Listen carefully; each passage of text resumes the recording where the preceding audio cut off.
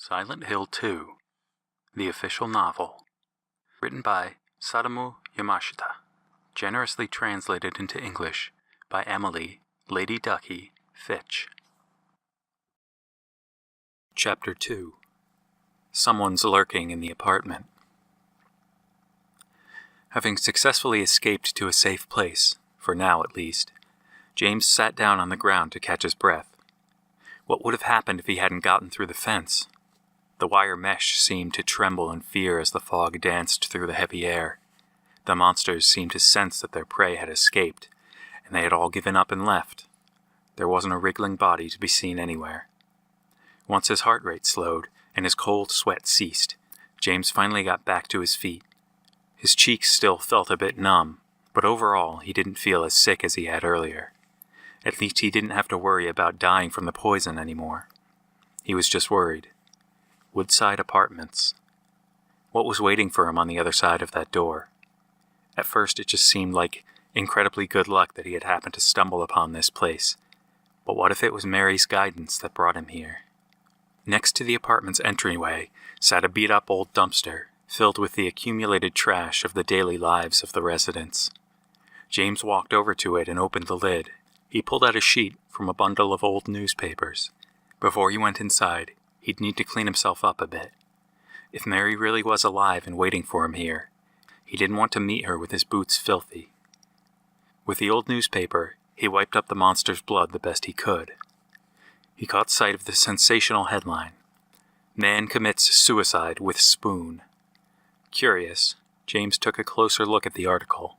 It was printed in what appeared to be a local gossip magazine. He wasn't sure why, but it drew his attention. Police announced earlier today that Walter Sullivan, a suspect in the brutal murder of siblings Billy and Miriam Locane in Silent Hill last February, has committed suicide. He was arrested for the murders on the 18th of this month and was found dead in his cell on the morning of the 22nd. According to the official statement, Sullivan killed himself by taking the spoon that came with his evening meal and thrusting it into the left front of his neck, near the carotid artery.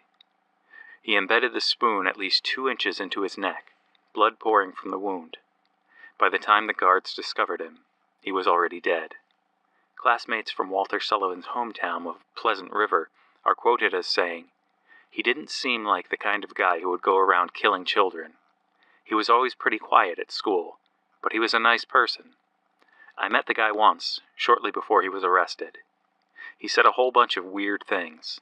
He's trying to kill me, to punish me. The Red Demon. That monster. Please forgive me. I did it, but it wasn't me." Now that I think about it, he was kind of crazy. As he finished reading, James rubbed his neck. Why was he so fascinated by this? The method of suicide seemed like such a pitiful way to die. But it was just one prisoner. This was a mundane event. Things like this happen all the time. However, the words printed on the page seemed to burn into his mind, and he couldn't stop thinking about them. The Red Demon. A vague image of such a thing appeared in his mind. He shook his head. Just what does this have to do with Mary? Stupid piece of garbage. Using the crumpled-up newspaper page, he continued wiping off his boots until they were reasonably clean. Then he approached the apartment building's front door. Its hinges creaked loudly as he pushed the door open, and echoed through the rooms as he stepped inside. It was almost completely dark. Due to the bad weather, there was hardly any natural light inside, and none of the electric lights were on. The manager must have shut off the power. After a while, James's eyes grew accustomed to the darkness, and he was able to see the narrow room a bit better. To the left was what looked like a back door, and to the right, a staircase ascended into the darkness. He cautiously stepped further into the dim room. All the doors in the residence space were locked. None of them budged an inch. "Hello? Anyone here?" James knocked loudly on the doors, but there was no reply.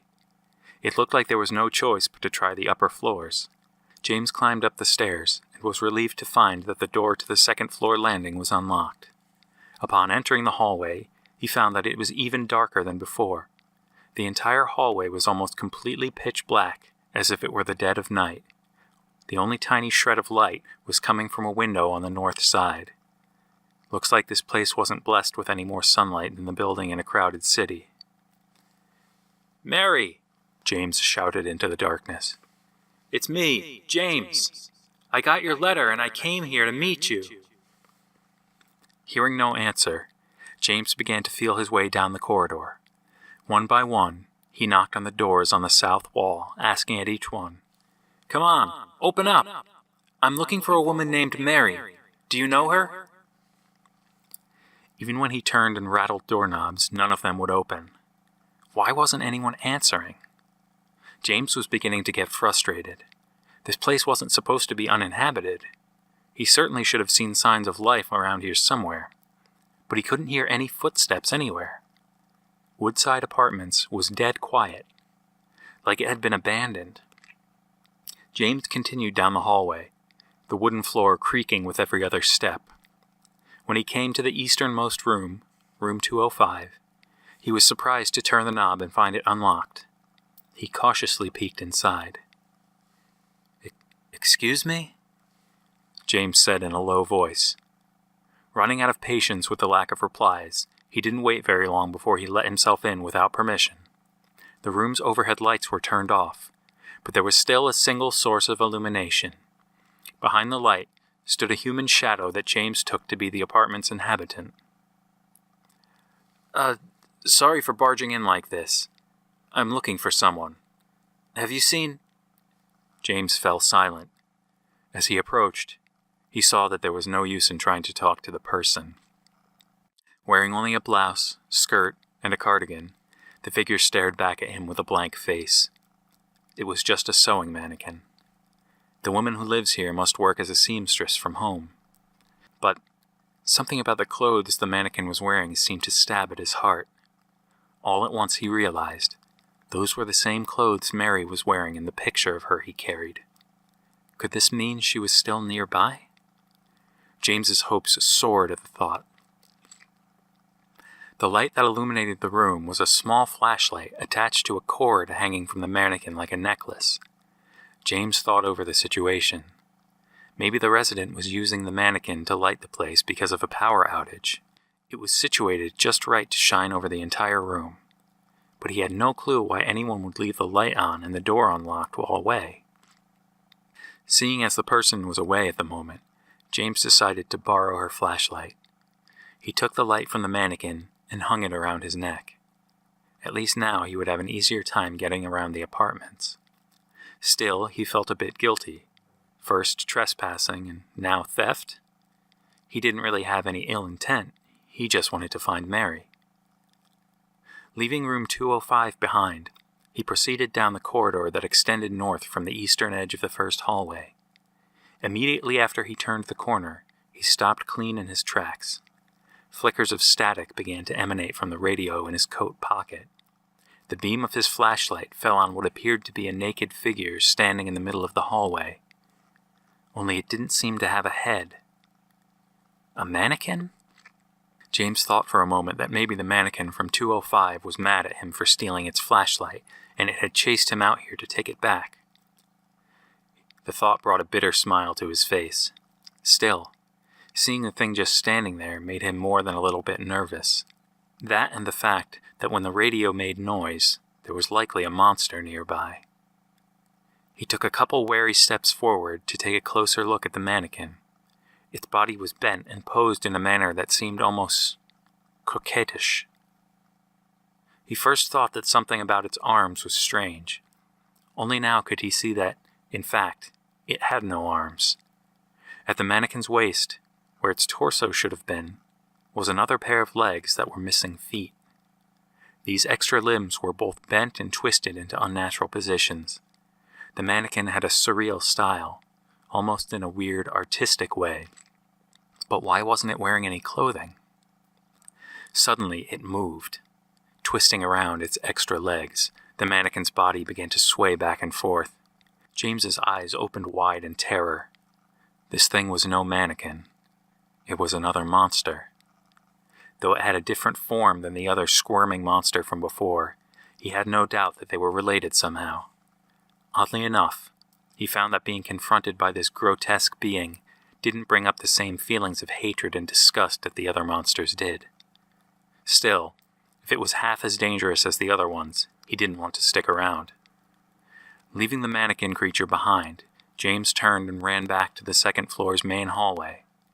Now that he had a light, he could see another hall branching off from the main corridor and leading north. However, his flashlight also illuminated a figure lying on the floor that wriggled and squirmed in a very familiar manner. These things really were running rampant in town. First they had infested the streets. Now they had spread into the apartment building. At least this explains why no one would answer him. The residents were probably all holed up in their rooms, hiding from the horrible creatures roaming the halls. Or had they all escaped like the person from room 205? It was becoming clear that the second floor was not a good place to be at the moment. Ducking into the stairwell to his left, he began to trudge toward the third floor. He hesitated for a moment. What would he do if there were monsters on the third floor as well? Would he just try to leave the apartment building? But if he did that, he would also have to consider leaving Silent Hill altogether. He had come this far. The least he could do was keep trying. He opened the door to the third floor hallway just a crack and carefully listened for any signs of monsters roaming around. He couldn't be sure, but everything seemed quiet. As he opened the door and stepped into the hallway, he saw that most of the living area was blocked off by a metal shutter that divided the corridor. It seemed a bit out of place here. Was it installed as a security measure, or had it been put there to keep away the invading monsters? If the other side of those bars was a safe zone, there was a good chance Mary would be there, with the other residents. Now that he thought about it, James wished he was over there too. Anywhere was safer than here. He tried calling his wife's name through the bars, but there was still no answer. As worried as he was about Mary's safety, there was just no way around the shutter. Turning around, he saw that the small hallway was lined with two doors that sat side by side. Might as well check them out. It's not like I have anywhere else to go, James thought. The door to room 302 would not open, but 301 was unlocked. However, the room was completely empty. No furniture, no nothing. Instead, a lone shopping cart sat abandoned in the middle of the empty darkness. What was something like that doing here? James regarded it for a bit, suspiciously. After all, it was the last thing he expected to find in this room. He caught sight of something shiny reflecting the beam of his flashlight. Creeping closer, he peered inside of the shopping cart. It was a gun. James picked it up and examined it. He could hardly believe his luck. Not only was the weapon fully loaded, but a box of spare bullets was sitting close by. A complacent smile came to his face. This was just what he needed. No more running away and hiding every time a monster crossed his path. Stuffing the extra bullets into his coat pocket with the radio, he began to formulate a new plan. Now that I have a proper weapon, I can keep searching the second floor. Clutching the cold handgun, James left room 301. Retracing his steps through the gloomy hallway, he found his way back to the stairwell door. Before he opened it, he caught sight of something in the blocked-off section of the hallway. How had he not noticed it before? Under the beam of his flashlight, he saw a small object lying on the floor just beyond the shutter. It was a key, sitting just closely enough that he might be able to grab it if he reached far enough. Maybe it would unlock the shutter. He slid his hand underneath the grate and groped around in the darkness to find the key. The tips of his fingers fell on something cold. Stretching his arm out as far as he could, James tried to pull the key closer. Just a little more. Suddenly, James felt the presence of another person. Before he could see what was happening, a tennis shoe-clad foot came into view, and in one magnificent strike, kicked the key far across the hall. "Hey!" His yell turned into a cry of pain as the foot took the opportunity to smash down on his grasping fingers. Fuming with rage, James glared up at the prankster. On the other side of the shutter, he saw the back of an elementary school-aged girl as she fled, her laughter echoing through the hallway. "Idiot!" She threw one last insult at James before disappearing from sight. "Hey, get back here!" Even if the girl did hear him shouting, he doubted she was coming back. Damn. James swore under his breath as he pulled his aching hand out from under the metal shutter. What an annoying little brat. But in a way, seeing her was a bit of good news. She was proof that there had to be at least a few people hiding in the blocked-off section of the third floor. The appearance of the girl was enough to keep alive the possibility that Mary was over there as well. Despite the pain in his hand and the anger at the little girl, a smile returned to James's face. Wasting no more time, he began to make his way back to the second floor. A violent screech pierced the heavy silence near the intersecting hallways of the second floor. Though the sound came from the hallway extending north, the cry was muffled slightly, as if it had come from the upper floor. The first thought that came to James's mind was of Mary, but he then recalled the image of the little girl as she ran away. Irritating as she had been, he certainly didn't hate her enough to hope she would be attacked by a monster. He couldn't wish that kind of death on anyone. Rushing in the direction of the screams, James once again came face to face with the monster blocking the north hallway. Without hesitation, James aimed his gun at the creature. "Get the hell out of my way!" The twisted monster shrieked and recoiled as a shower of bullets pierced its body. Dark drops of blood splattered the walls. At that moment, James felt a rush of exhilaration. There was no need to turn around and flee. He could finally stand his ground and fight back. Though this monster was his enemy, and he wouldn't argue that he didn't want it dead, his actions didn't feel like murder. No, it was different. It felt more like he was taking advantage of the situation, like he finally had the upper hand. Stepping over the creature's corpse, which now lay unmoving in a pool of blood, James hurried through the hall. His heart sank, however, when the beam of his flashlight fell on yet another shutter blocking his path. Just on the other side, he could see a staircase extending into the darkness. That had to be the way to the main part of the third floor. Acting impulsively, James turned and grabbed the doorknob of the room nearest to the shutter. Thankfully, the door was unlocked. He swung the door open and plunged into the room marked 208. The room was adjacent to room 209, which was located on the other side of the barrier. If he was somehow able to break through the wall that separated the two rooms, he would be able to reach that staircase. That was James's plan, anyway. Rushing from the living room into the bedroom, he was able to find the northmost wall. In the middle of the wall sat a large rectangular object. It appeared to be an old grandfather clock. James shoved it out of the way, the clock moving easily over the carpeted floor. What the? He stared at the wall, dumbfounded. There was a gaping hole in the wall behind the clock. This building, even though it looked nice on the outside, these rooms were falling apart. This must be really low-income housing if the owner had to use a clock just to cover up the crumbling wall until it could be repaired. Good thing they never got around to it. Now, James didn't have to waste his energy busting through a wall.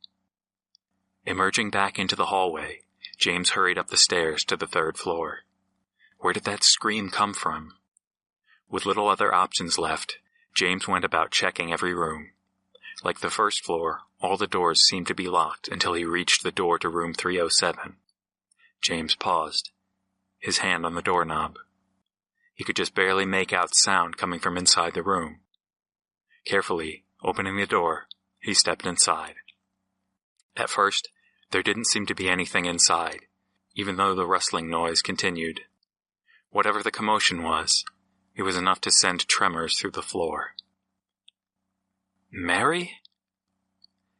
His wife's name came out as barely a whisper as his breath caught in his throat. James stood frozen. By the time he noticed the shadowy movement in the back of the room, there was no time to escape. At that moment, an open closet door caught his eye, and he quickly hid inside. He really didn't want to look, but he couldn't help it. Trembling, James peeked through the lattice of the closet door. In the darkness, he could make out the forms of 3 monsters that seemed to be engaged in some sort of struggle. 2 of them were the mannequin-like creatures that he'd encountered in the hallway. But the third was different. It was completely unlike the others. It had the shape of a large man, and appeared to have a huge triangular head that was mottled with dark brown and crimson hues. Rust clung to the corroded metal, as if it had seen many countless years of wear and damage. It was a demon.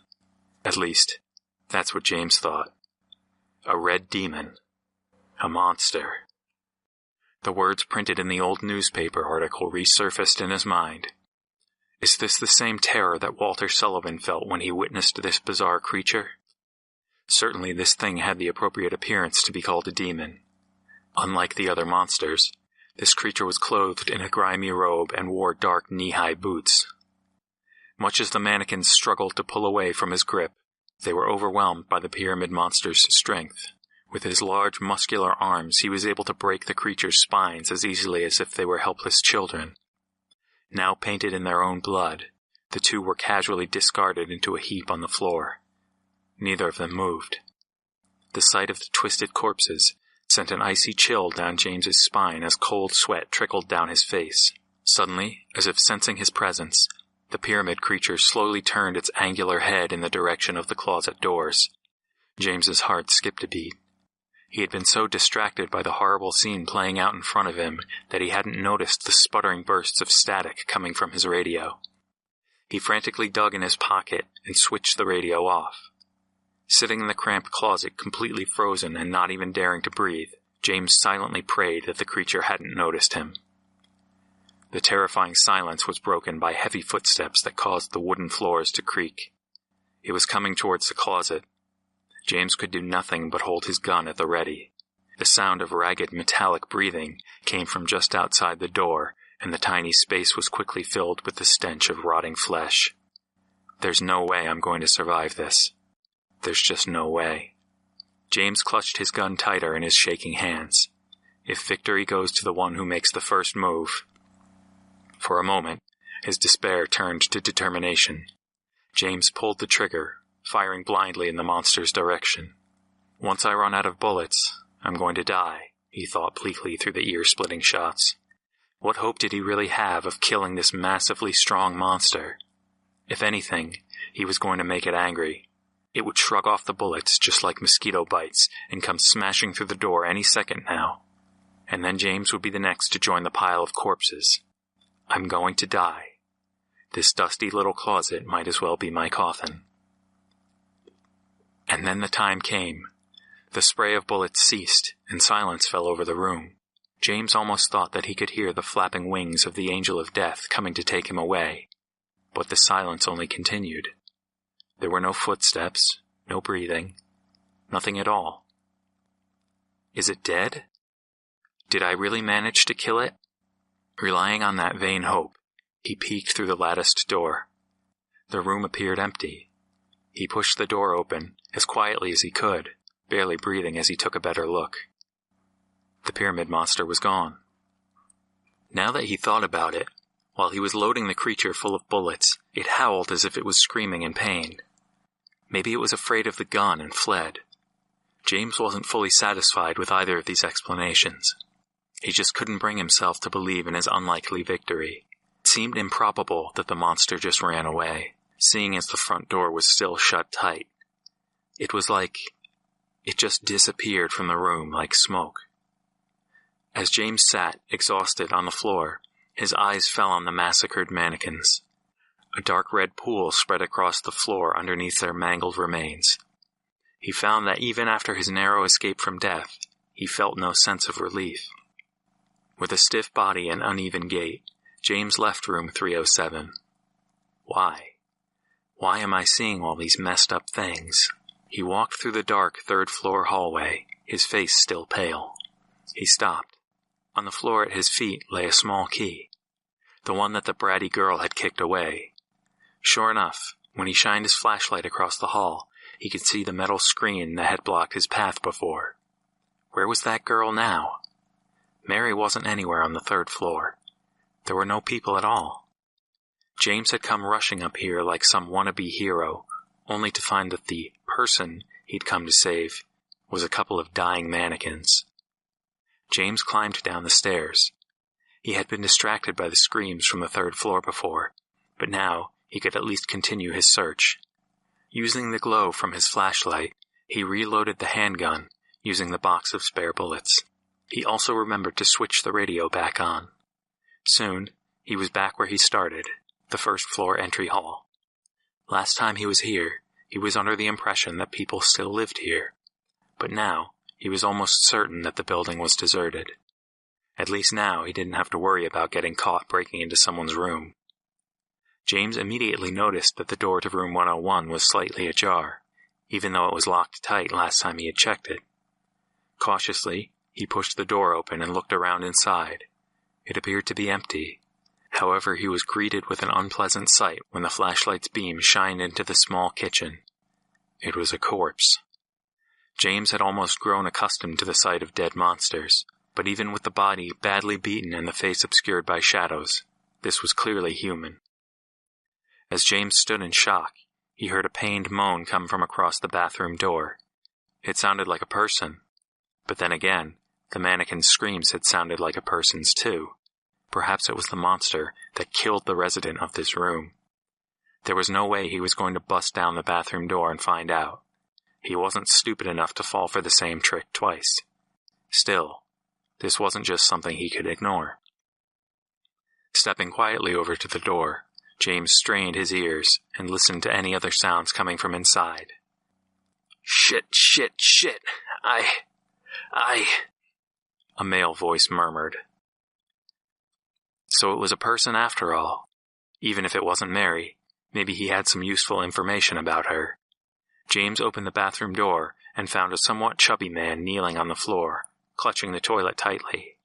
He vomited into the bowl until his stomach was empty, and could only cough violently. Hey there. Are you all right? James spoke up. The man looked over his shoulder with his round face. He wore a backwards baseball cap on his head, and he seemed to be a bit younger than James. Terror in his eyes, the man shook his head back and forth. I swear, it wasn't me, I swear. What? I didn't do anything. He was like that when I found him. I just... It's okay, just calm down. James crouched beside the man and patted his back reassuringly. It seemed like the man misunderstood his intentions. James didn't quite know the circumstances, but the man was acting defensive, as if James was someone here to arrest him. You don't have to worry, I'm just a tourist. My name is James Sunderland. What's your name? Eddie, the man muttered in the same frightened tone. Okay, Eddie, James said with a nod. The person in the kitchen. Did you know him? No, I didn't do anything. I'm no killer. Eddie again furiously shook his head. Okay.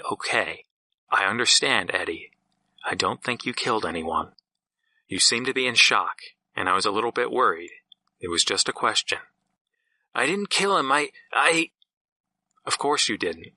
If anything, it was probably one of those monsters. Maybe the weird wriggling ones or the ones that look like mannequins. Maybe even that red pyramid thing. A red pyramid thing? I don't know anything about those things, honest. I did see some weird creature, though. Scared the hell out of me. So I ran into the apartment building to hide. His words filled James with disappointment. After all this time, he finally found another person to talk to, and he wasn't even a resident of the apartment building. Even if the chances of getting any information about Mary were slim, maybe he could get some answers about Silent Hill. What exactly happened in this town? I don't know. I don't know anything. I don't even live in this town. What? You too? James shrugged. Well, then why are you here? Well... Eddie hesitated. It looked like he didn't want to talk about it. Fine then. But you better hurry up and get out of here. This place isn't right. Yeah, I'll do that. Be careful, all right? Okay. You too, James. At least Eddie seemed to have calmed down. The fear was gone from his expression, and some color had returned to his pale face as they parted. After all that, James wasn't able to find Mary anywhere in the apartment building. However, there was another option. When passing through the courtyard, James had noticed another building adjacent to Woodside Apartments on the west side. Rather than brave the monster-infested Cats Street again, he decided to search for a shortcut. The two buildings were so close, there had to be a way to jump across somehow. Maybe he could find a window in a room on the second floor.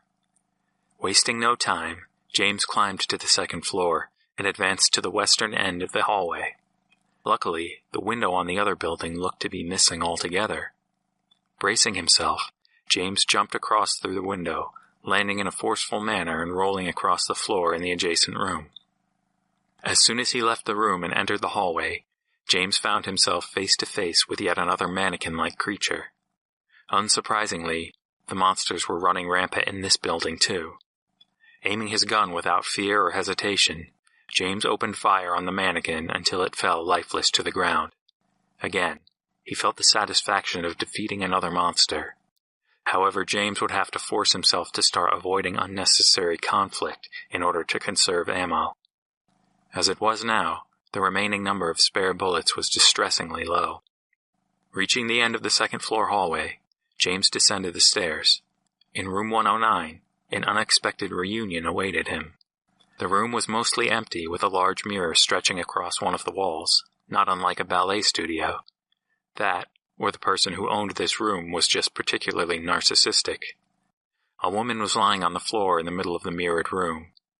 Like a child playing with a toy, she held a sharp kitchen knife in her hands, which she used to stab the floor with monotonous repetition. The face reflected in the mirror was familiar. It was the woman he'd met at the graveyard. Noticing James's reflection, the woman spoke. "Oh, it's you," she said listlessly. With her faint voice and vacant gaze, she seemed like a completely different person than the one he'd met before. "Yeah, call me James. I'm Angela. Angela Orozco." "Angela, huh? That's a nice name."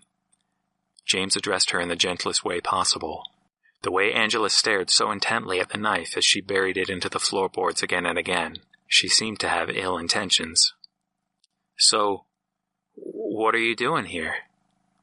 "Looking for my mama." "Really? I thought you were leaving town before. Haven't you found her yet?" No,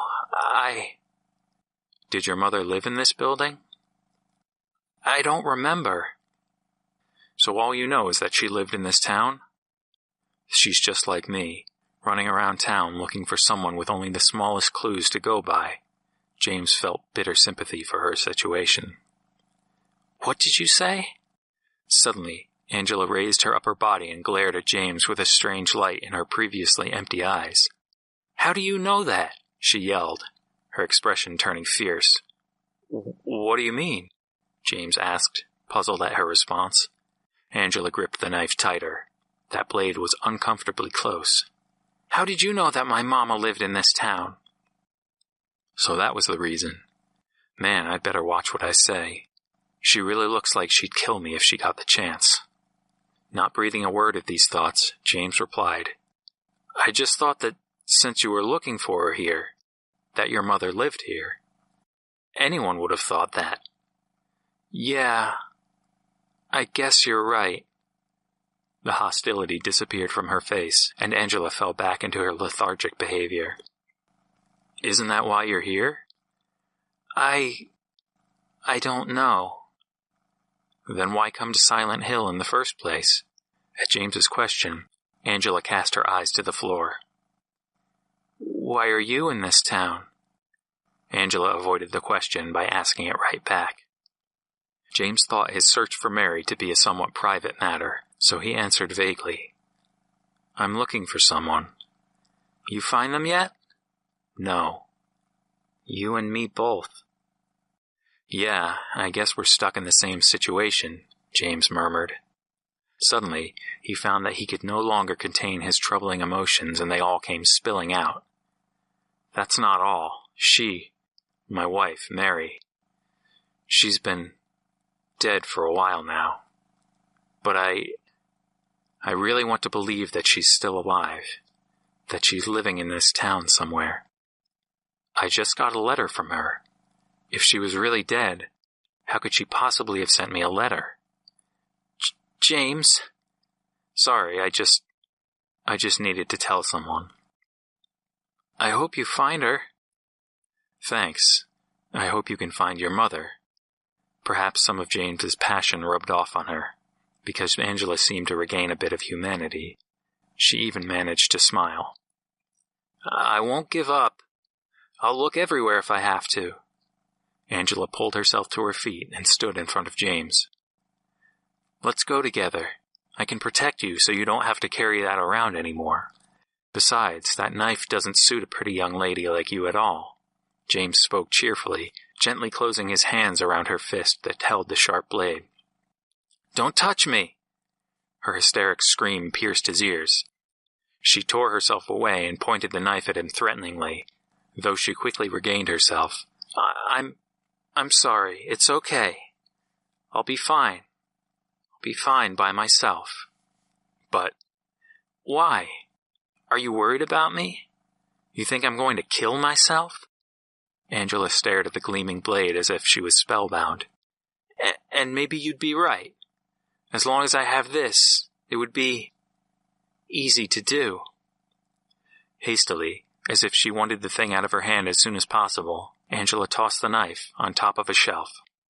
Dashing toward the door, she fled into the hallway. James didn't follow her. Clearly, she had some severe issues dealing with people. To her, it would likely be more frightening to be with another person than to wander the monster-infested halls all alone. James happened to spot a photograph that had fallen on the floor where Angela had been lying. Someone had shredded it to pieces, though. Looking through the tattered scraps, it appeared to be a picture of a young Angela with her family. As room after room turned up empty or locked, James's confidence began to fade. Did Mary really say something about Woodside Apartments when she spoke through the radio? Already the memory was becoming hazy. Maybe he had misheard her, and this was all just a waste of time. Or maybe the voice wasn't even Mary's in the first place. No, that couldn't be it. James refused to think such fearful thoughts. Mary must have been there for some time, but she left before he could find her. Maybe she ran away to escape the monsters. Whether she had lived in this building or only been here for a moment, James couldn't just sit here and wait.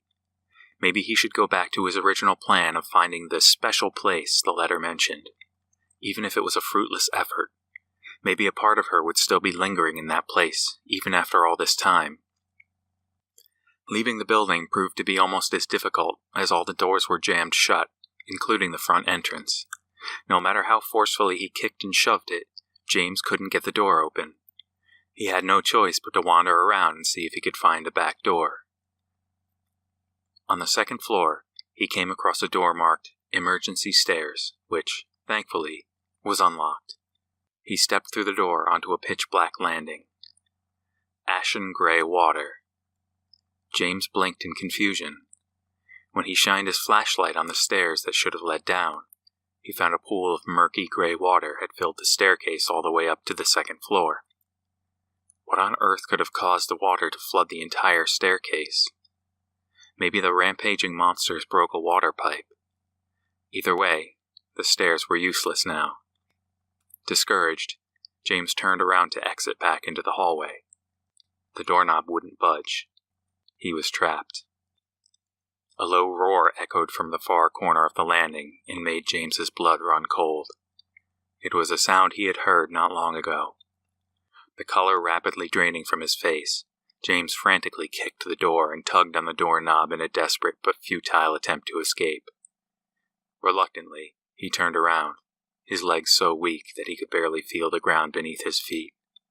The flashlight's beam exposed a large figure lurking in the darkness. It was the demon he had encountered in room 307, the Red Demon. At the creature's feet was the more recently killed corpse of an armless monster. Just like the mannequins from before, its body was mangled and broken almost beyond recognition. Having finished dealing with its last victim, the pyramid monster slowly turned to face James. Because of its bizarre head, James had no way to read the creature's expression, but he could easily imagine it smiling gleefully at the arrival of new prey. As the pyramid head stepped over the slain monster and advanced closer, a sharp metallic screech filled the small room. Its movements were slow and labored, as if it was carrying something very heavy. When the light reflected off the large and sinister thing the creature was holding, James could have fallen into a fit of mad laughter on the spot. This was no human he was dealing with. With the ease of an Olympic weightlifter, the monster lifted a large mass of iron. It was holding an absurdly large knife. One blow from that massive blade would surely be enough to slice James completely in half. Before his eyes, the monster sluggishly lifted the massive weapon above its head with its muscular arms. The knife was so incredibly heavy that even this giant of a monster was having difficulty swinging it. It was then that James found a ray of hope. If there was any way to win, he would have to try. James was able to beat the thing before. He could do it again. A harsh clang pierced through the locked room as the sword missed its intended victim and smashed into the concrete wall instead. After narrowly escaping the attack, James ran behind the monster and opened fire. Even as a spray of bullets penetrated its back, the hulking creature hardly seemed to notice. It didn't even slow down after he'd unloaded the firearm's entire magazine. James fell to his knees in despair, what little hope he had fading away. Even though he still had some remaining ammo in his pocket, it would be utterly useless to reload now. The knife would be slicing through his head before he'd be able to fire off another shot. Strangely enough, even in this hopeless state, James felt no fear. In fact, it was like his self-preservation instincts had been completely turned off, and all he felt now was peace. In this mentality of self-abandonment, James hung his head, closed his eyes, and silently awaited the cold touch of the executioner's blade. He could hear the sound of small waves, like those at the shore of Toluca Lake. It sounded just like it did years ago when he and Mary had spent the carefree day just watching the lake together. Was he mishearing things? Having grown impatient with his impending death, James opened his eyes. He wasn't imagining things. The sound of splashing water was coming from the flooded stairs. Rather than taking the easy opportunity to kill James, the pyramid monster was descending down the stairs into the murky water. All he could see of it was its bullet-hole-ridden back. Slowly, the answer came to him. I won? Again? Though he hadn't been able to kill the creature for good, he had at least hurt it badly enough to force it to retreat once again. Letting out a huge sigh, James fell to the ground from pure exhaustion. He was quickly losing track of how many times he had narrowly avoided death in just one day. Swirls of blood mixed with the dark water as the flooded staircase began to drain with a thunderous roar. Through the murk emerged a previously hidden back door. The singing voice of a child drifted through the fog. The back door in the flooded staircase led to an alley at the back of the building that ran toward Nathan Avenue. The cheerful song was mixed with little bursts of innocent laughter. "It's you!" James couldn't help but raise his voice when he saw the child's familiar face. Seated atop a brick wall was a young girl reading an unfolded piece of paper. "You're that little brat that stomped on my hand in that hallway." The girl blinked in surprise and stared at James for a moment. With a little grin on her face, she said, "I don't know what you're talking about." James's expression darkened. Did she really think she could feign ignorance? This was one stubborn little kid. "What are you doing here, anyway?" In a town overrun by monsters, it was extremely dangerous for a child to run around alone. Saucy attitude or not, James couldn't help but worry about the girl's safety. The girl, seemingly uninterested in the conversation, gave an answer that had little to do with the question. "Are you blind or something? Stupid." "Hey, is that a letter you've got there?" "What's it to you? You never even liked Mary anyway." James stood in shock. How did this kid know his wife's name? No, it had to be a coincidence. She could have been talking about anyone named Mary, but she said it right to me. Like she knows me or something. "Loser." After sticking her tongue out at him and insulting him one last time, the girl slipped over the other side of the wall. Hey, get back here! How do you know Mary? Tell me where she is! Beyond the wall, he heard the sound of running footsteps growing farther and farther away. James was left staring at a blank brick wall.